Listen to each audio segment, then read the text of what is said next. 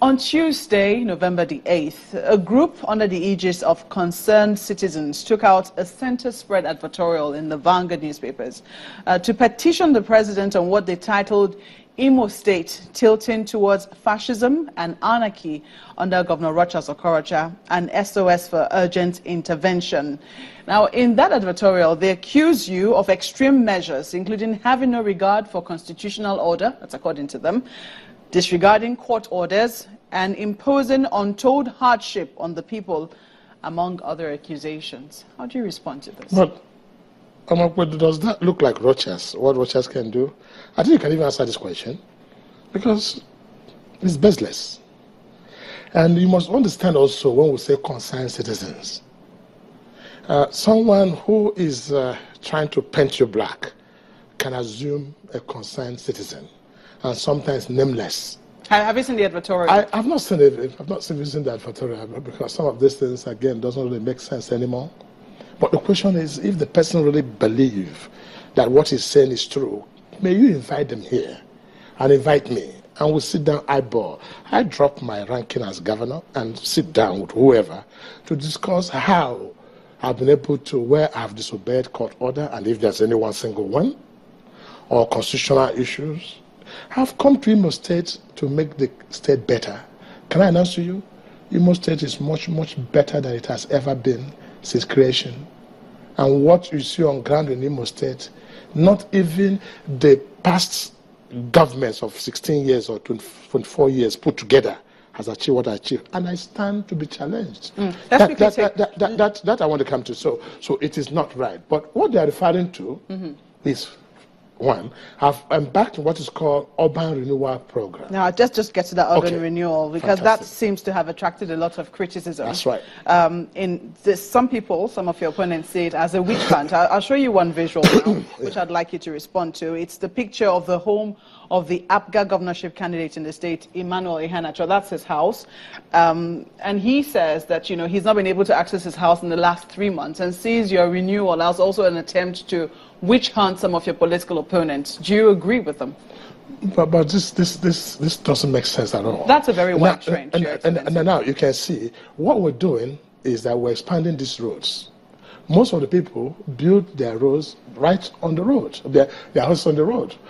And if I have to go by the law, by what the law says, 25 meters away, none of those buildings will be there.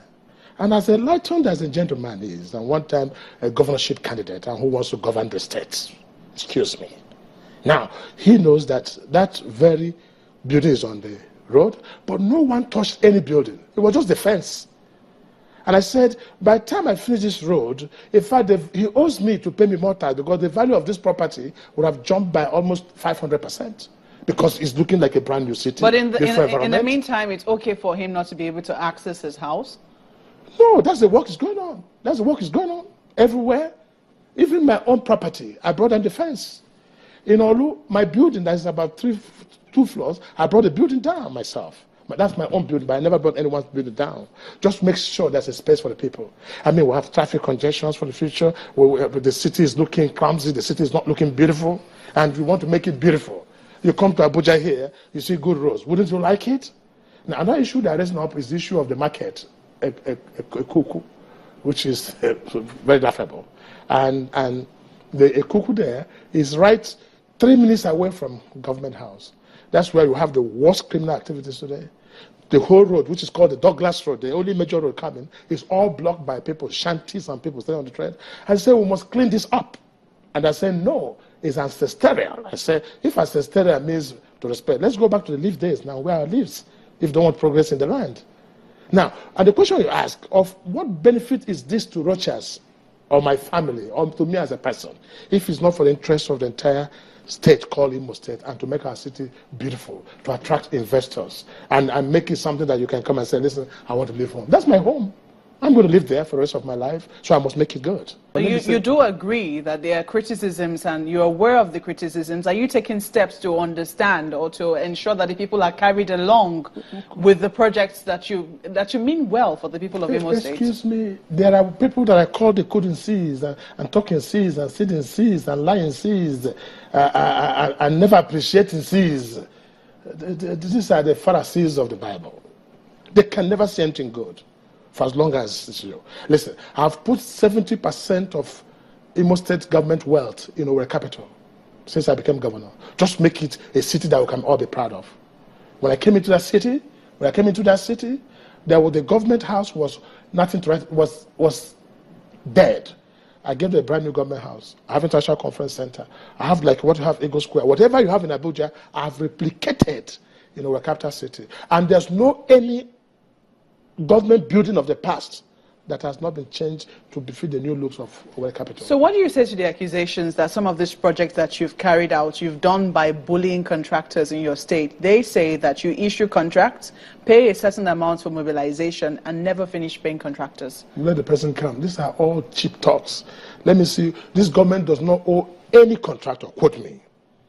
Since I became governor, we don't owe any single contractor. The only time there is issue were issues of rural roads, where I think, I will not say it's a regret, but where I thought empowering our people was a thing. Most of them ran away with the money and never did this job. And now we're taking some legal action against them to recover the government money. So there's nobody that has done a contract in Imo State that has been owed 1 naira. Have you heard this before?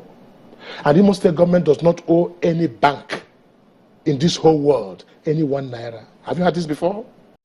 Let's talk about the Southeast region now. Let's quickly move to the Southeast, because the governors of the Southeast have a Southeast Governors Initiative, I believe, which you're a part of, I want to think. There have been some issues in the Southeast as well. Recently, there are reports of negotiations between IPOB and the federal government. Is that correct as well? Okay, go ahead.